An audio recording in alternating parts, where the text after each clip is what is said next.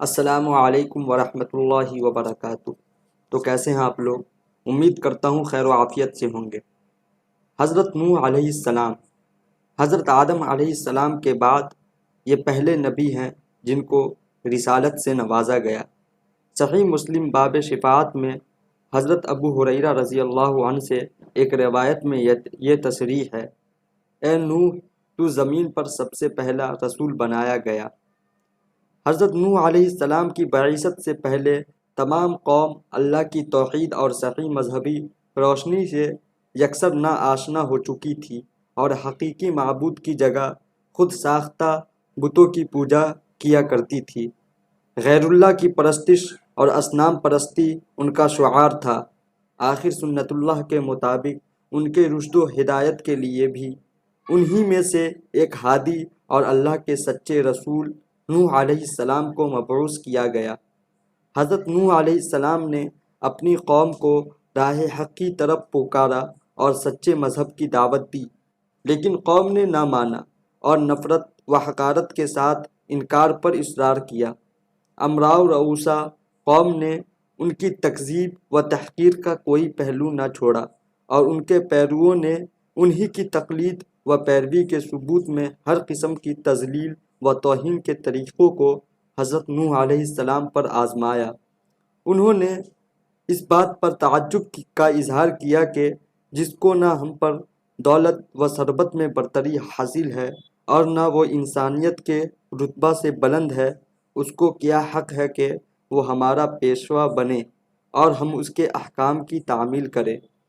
وہ غریب اور کمزور افراد قوم کو جب حضرت نوح علیہ السلام کا تابع اور پیرو دیکھتے تو مغرورانہ انداز میں حقارت سے کہتے: ہم ان کی طرح ہے کہ تیرے تابع فرمان بن جائے اور تجھ کو اپنا مقتدی مان لے۔ وہ سمجھتے تھے کہ یہ کمزور اور پست لوگ نوح علیہ السلام کے اندھے مقلد ہیں، نہ یہ ذی رائے ہے کہ ہماری طرح اپنی جانچی پرکھا رائے سے کام لیتے، اور نہ ذی شعور ہے کہ حقیقت حال کو سمجھ لیتے۔ اور اگر وہ حضرت نوح علیہ السلام کی بات کی طرف کبھی توجہ بھی دیتے تو ان سے اصرار کرتے کہ پہلے ان پست اور غریب افراد قوم کو اپنے پاس سے نکال دے، تب ہم تیری بات سنیں گے، کیونکہ ہم کو ان سے گھن آتی ہے اور یہ ایک جگہ نہیں بیٹھ سکتے۔ حضرت نوح علیہ السلام اس کا ایک ہی جواب دیتے کہ ایسا کبھی نہ ہوگا، کیونکہ یہ اللہ کے مخلص بندے ہیں۔ اگر میں ان کے ساتھ ایسا معاملہ کروں جس کے تم خواہش مند ہو تو اللہ کے عذاب سے میرے لیے کوئی جائے پناہ نہیں ہے۔ میں اس کے دردناک عذاب سے ڈرتا ہوں۔ اس کے یہاں اخلاص کی قدر ہے، امیر و غریب کا وہاں کوئی سوال نہیں ہے۔ نیز ارشاد فرماتے کہ میں تمہارے پاس اللہ کی ہدایت کا پیغام لے کر آیا ہوں، نہ میں نے غیب دانی کا دعویٰ کیا ہے اور نہ فرشتہ ہونے کا، اللہ کا برگزیدہ پیغمبر اور رسول ہوں، اور دعوت و ارشاد میرا مقصد و نصب العین ہے۔ اس کو سرمایہ دارانہ بلندی، غیب دانی یا فرشتہ ہونے سے کیا واسطہ؟ یہ کمزور نادار افراد قوم جو اللہ پر سچے دل سے ایمان لائے ہیں تمہاری نگاہ میں اس لیے حقیر و ذلیل ہے کہ وہ تمہاری طرح صاحب دولت و مال نہیں ہے، اور اسی لیے تمہارے خیال میں یا نہ خیر حاصل کر سکتے ہیں اور نہ سعادت، کیونکہ یہ دونوں چیزیں دولت و حشمت کے ساتھ ہے، نہ کہ نکبت و افلاس کے ساتھ۔ سو واضح رہے کہ اللہ کی سعادت و خیر کا قانون ظاہری دولت و حشمت کے تابع نہیں ہے، اور نہ اس کے یہاں سعادت و ہدایت کا حصول و ادراک سرمایہ کی رونق کے زیر اثر ہے، بلکہ اس کے برعکس طمانینت نفس، رضا الہی، غنائے قلب اور اخلاص نیت و عمل پر موقوف ہے۔ حضرت نوح علیہ السلام نے یہ بھی بارہا تنبیہ کی کہ مجھ کو اپنی ابلاغ دعوت و ارسال ہدایت میں نہ تمہارے مال کی خواہش ہے نہ جاہ و منصب کی، میں اجرت کا طلبگار نہیں ہوں۔ اس خلافت کا حقیقی اجر و ثواب اللہ تعالیٰ کے ہاتھ میں ہے اور وہی بہترین قدرداں ہے۔ بہرحال حضرت نوح علیہ السلام نے انتہائی کوشش کی کہ بدبخت قوم سمجھ جائے اور رحمت الہی کی آغوش میں آ جائے، مگر قوم نے نہ مانا، اور جس قدر اس جانب سے تبلیغ حق میں جدوجہد ہوئی، اسی قدر قوم کی جانب سے باز و عناد میں سرگرمی کا اظہار ہوا، اور ایذا رسانی اور تکلیف دہی کے تمام وسائل کا استعمال کیا گیا، اور ان کے بڑوں نے عوام سے صاف صاف کہہ دیا کہ تم کسی طرح ود، سواغ، یغوث، یعوق اور نصر جیسے بتوں کی پرستش کو نہ چھوڑو، اور آخر میں جچ ہو کر کہنے لگے، اے نوح، تو نے ہم سے جھگڑا کیا اور بہت جھگڑا کیا، اب اس کو ختم کر، اور جو تو نے ہم سے عذاب الہی کا وعدہ کیا ہے وہ لے آ۔ حضرت نوح علیہ السلام نے یہ سن کر ان کو جواب دیا، کہا ضرور، اگر اللہ چاہے گا تو اس عذاب کو بھی لے آئے گا، اور تم اس کو تھکا دینے والے نہیں ہو۔ اس طرح جب قوم کی ہدایت سے حضرت نوح علیہ السلام بالکل مایوس ہو گئے، اور اس کی باطل کوشی اور عناد اور ہٹ دھرمی ان پر واضح ہو گئی، اور قرآنی تصریح کے مطابق 950 سال کی پیہم دعوت و تبلیغ کا ان پر کوئی اثر نہیں دیکھا، تو سخت ملول اور پریشان خاطر ہوئے۔ تب اللہ تعالیٰ نے ان کو تسلی کے لیے فرمایا، اور نوح علیہ السلام پر وحی کی گئی کہ جو ایمان لے آئے وہ لے آئے، اب ان میں سے کوئی ایمان لانے والا نہیں ہے، بس ان کی حرکات پر غم نہ کر۔ تب حضرت نوح علیہ السلام کو یہ معلوم ہو گیا کہ ان کے ابلاغ حق میں کوتاہی نہیں ہے، بلکہ خود نہ ماننے والوں کی استعداد کا قصور ہے، اور ان کی سرکشی کا نتیجہ۔ تب ان کے اعمال اور حرکات سے متاثر ہو کر اللہ تعالیٰ کی درگاہ میں یہ دعا فرمائی، اے پروردگار، تو کافروں میں سے کسی کو بھی زمین پر باقی نہ چھوڑ، اگر تو ان کو یوں ہی چھوڑ دے گا تو یہ تیرے بندوں کو بھی گمراہ کریں گے، اور ان کی نسل بھی انہی کی طرح نافرمان پیدا ہوگی۔ اللہ تعالیٰ نے حضرت نوح علیہ السلام کی دعا قبول فرمائی، اور اپنے قانون جزا اور اعمال کے مطابق سرکشوں کی سرکشی اور متمردوں کی تمرد کی سزا کا اعلان کر دیا، اور حفظ ما تقدم کے لیے پہلے حضرت نوح علیہ السلام کو ہدایت فرمائی کہ وہ ایک کشتی تیار کرے، تاکہ اسباب ظاہری کے اعتبار سے وہ اور مومن قانتین اس عذاب سے محفوظ رہیں جو اللہ کے نافرمانوں پر نازل ہونے والا ہے۔ حضرت نوح علیہ السلام نے جب حکم رب میں کشتی بنانی شروع کی تو کفار نے ہنسی اڑانا اور مذاق بنانا شروع کر دیا، اور جب کبھی ان کا ادھر سے گزرنا ہوتا تو کہتے کہ خوب، جب ہم غرق ہونے لگیں گے تب تو، اور تیرے پیرو اس کشتی میں محفوظ رہ کر نجات پا جائیں گے۔ کیسا احمقانہ خیال ہے۔ حضرت نوح علیہ السلام بھی ان کو انجام کار سے غفلت اور اللہ کی نافرمانی پر جرات دیکھ کر انہی کے طرز پر جواب دیتے اور اپنے کام میں مشغول رہتے، کیونکہ اللہ تعالیٰ نے پہلے ہی ان کو حقیقت حال سے آگاہ کر دیا تھا۔ جیسا کہ اللہ تعالیٰ نے قرآن میں ارشاد فرمایا ہے، سورہ ہود آیت نمبر 37 میں، اے نوح، تو ہماری حفاظت میں ہماری وحی کے مطابق سفینہ تیار کیے جا، اور اب مجھ سے ان کے متعلق کچھ سوال نہ ہو، یہ بلا شبہ غرق ہونے والے ہیں۔ آخر سفینہ نوح بن کر تیار ہو گیا۔ اب اللہ کے وعدہ عذاب کا وقت قریب آیا، اور حضرت نوح علیہ السلام نے اس کی پہلی علامت کو دیکھا جس کا ذکر ان سے کیا گیا تھا، یعنی زمین کی تہ میں سے پانی کا چشمہ ابلنا شروع ہو گیا۔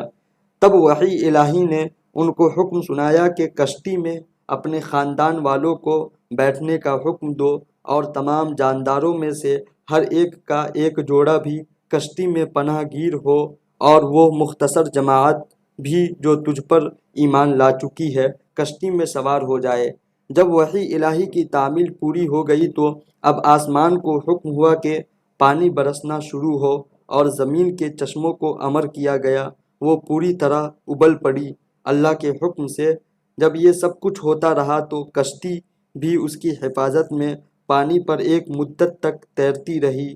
تاکہ تمام منکرین و معیدین غرق آب ہو گئے اور اللہ تعالیٰ کے قانون جزا و اعمال کے مطابق اپنے کیفر کردار کو پہنچ گئے۔ غرض جب حکم الہی سے عذاب ختم ہوا تو سفینہ نوح جودی پر جا کر ٹھہر گیا، اور حکم پورا ہوا اور کشتی جودی پر جا ٹھہری اور اعلان کر دیا گیا کہ قوم ظالمین کے لیے ہلاکت ہے۔ پانی آہستہ آہستہ خشک ہونا شروع ہو گیا اور ساکنان کشتی نے دوسری بار امن و سلامتی کے ساتھ اللہ کی سرزمین پر قدم رکھا۔ اس بنا پر حضرت نوح علیہ السلام کا لقب ابو البشر ثانی یا آدم علیہ السلام ثانی، یعنی انسانوں کا دوسرا باپ، اور غالباً اسی اعتبار سے حدیث میں ان کو اول الرسل کہا گیا۔ جس انسان پر اللہ کی وحی نازل ہوتی ہے وہ نبی، اور جس کو جدید شریعت بھی عطا کی گئی ہو وہ رسول ہے۔ رسول نبی بھی ہوتا ہے مگر نبی کا رسول ہونا ضروری نہیں۔ جہاں تک کوہ جودی کے محل وقوع کا تعلق ہے تو قرآن عزیز نے صرف اس مقام کا تذکرہ کیا ہے جہاں کشتی جا کر ٹھہری تھی۔ البتہ تورات کے شارحین کا خیال ہے کہ جودی اس سلسلہ کوہ کا نام ہے جو ارارات اور جارجیا کے پہاڑی سلسلہ کو باہم ملاتا ہے۔ امام ابو حنیفہ رحمۃ اللہ علیہ فرمایا کرتے تھے کہ ظالم اور متکبر اپنی موت سے قبل ہی اپنے ظلم و کبر کی کچھ نہ کچھ سزا ضرور پاتا اور ذلت و نامرادی کا منہ دیکھتا ہے۔ چنانچہ اللہ کے سچے پیغمبروں سے الجھنے والی قوموں اور تاریخ کی ظالم اور مغرور ہستیوں کی عبرت ناک ہلاکت و بربادی کی داستانیں اس دعوے کی بہترین دلیل ہے۔ ارباب تاریخ نے حضرت نوح علیہ السلام کے اس بیٹے کا نام کنعان بتایا ہے۔ یہ تورات کی روایت کے مطابق ہے۔ قرآن عزیز نے اس کے نام کی صراحت سے ساکت ہے جو نفس واقعہ کے لیے غیر ضروری تھا۔ البتہ حضرت نوح علیہ السلام کا اس بیٹے سے خطاب اور اس کا جواب مذکور ہے، جیسا کہ اللہ تعالیٰ نے سورہ ہود میں آیت نمبر 43 میں فرمایا ہے،